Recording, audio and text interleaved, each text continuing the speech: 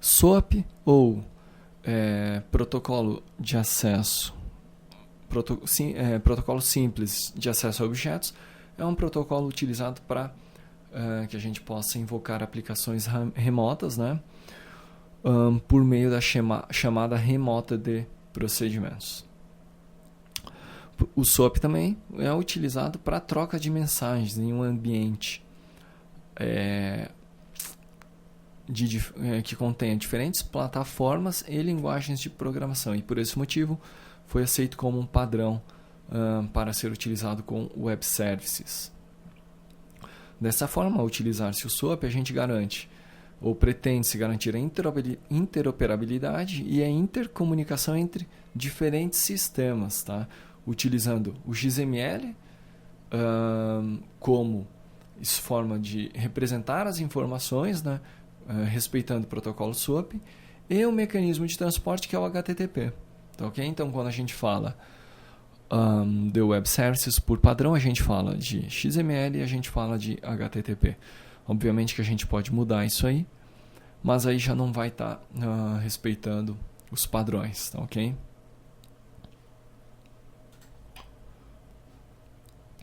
Algumas características do SOAP, né? SOAP, então, é um protocolo que foi definido pelo consórcio W3C, tá? World Wide Web Consortium. O protocolo é baseado em XML para troca de informações em um ambiente distribuído que envolve diferentes plataformas. É o padrão que foi aceito e utilizado com web services e normalmente utiliza, conforme eu disse anteriormente, o protocolo HTTP como meio de transporte destas mensagens. Quando a gente fala de SOAP, a gente fala da seguinte estrutura. A gente fala de um envelope que envolve os demais elementos, tá ok? Então, o SOAP, a gente fala de envelope SOAP. O envelope SOAP contém alguns outros elementos, como, por exemplo, o header, o body, o payload, né, que é o documento, e o fault, que é um elemento opcional quando ocorre algum tipo de falha. Envelope. Toda mensagem SOAP deve contê-lo. Na verdade, ele é a principal estrutura de uma mensagem SOAP. É o elemento raiz do documento XML, né? O envelope pode conter, então, declarações de namespace e também atributos adicionais, como o que define o estilo de codificação. Encoding style. O encode style define como os dados, então, são representados nesse documento XML, nesse envelope. Header também é opcional e vai carregar informações adicionais, como, por exemplo, se a mensagem deve ser processada por um determinado nó intermediário, ou seja, uma requisição para um web service, ela não precisa necessariamente ir diretamente para um web service, para o seu destino. Ela pode passar por nós intermediários, tá ok? Quando existir o header, ele tem que ser o primeiro elemento da mensagem do envelope. O body, ou corpo, né, é um elemento obrigatório e que contém o payload, a informação que vai chegar no destino final. O elemento body, então, pode conter um elemento opcional, que é o fault, ou falha, que é usada para carregar mensagens de status e erros retornados pelos nós ao processarem a mensagem. Então é o seguinte, a gente envia uma mensagem, uma requisição para um web service, para um serviço, que passa por diversos nós. Os próprios nós podem carregar o elemento de falha, o fault, tá? Ou quando o web service no destino processar a requisição, se acontecer algum erro, ele pode retornar uma falha, tá ok? Para o cliente.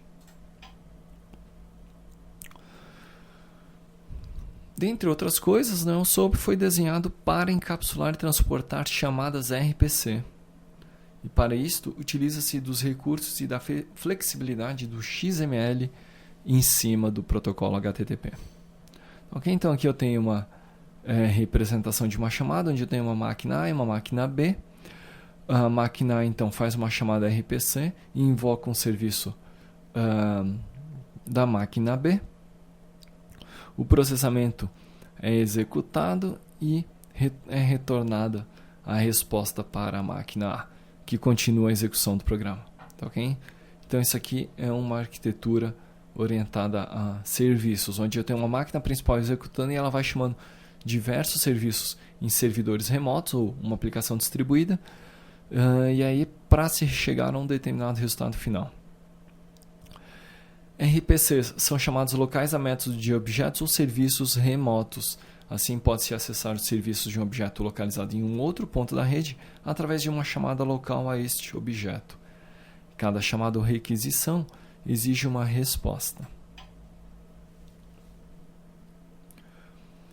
O processo de uma chamada RPC funciona da seguinte maneira. Antes de serem enviadas pela rede, as chamadas RPC são serializadas seguindo o padrão SOAP, né? Então, a mensagem ela é serializada. O serviço remoto, ao receber a mensagem, faz o processo contrário, desserializa, né? Desencapsula a mensagem e extrai as chamadas do método. A aplicação servidora processa a chamada e envia uma resposta ao cliente. O processo então se repete.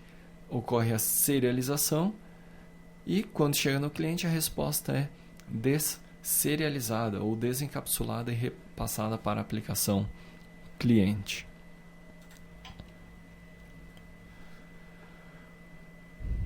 A especificação SOAP define as seguintes informações como necessárias em toda chamada RPC.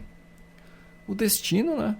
O endereço de destino, o nome do método, os parâmetros do método, requisição e resposta, uma assinatura do método como opcional e um cabeçalho também opcional. Em relação, então, ao SOAP, era isso, né? E ainda as tecnologias era isso. Na sequência, a gente ainda vai continuar uma parte teórica falando um pouquinho de segurança. E posteriormente a gente inicia a maior parte do treinamento, que vai ser a nossa parte prática, onde a gente vai implementar os web services e solicitar ou chamar web services que vão estar disponíveis aí na web. Era isso por enquanto e na sequência a gente continua.